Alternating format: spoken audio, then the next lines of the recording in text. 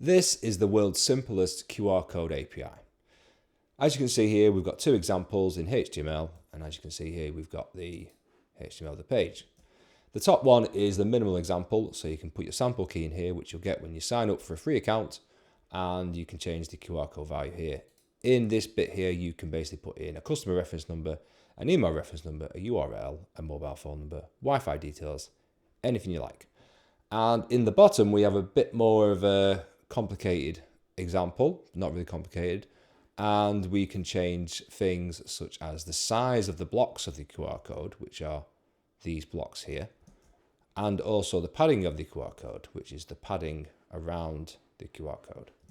You can also put in the background color, the foreground color, the eyelet color, and things like that. And you can change the value of the QR code just by modifying this line there. And if you did any of those things, you can basically reset it to that, click save, refresh the page, and it looks like the above again. Now, within a free account, you get 100 requests per day, which is free to use whatever you like. And you'll find a link in the description for this.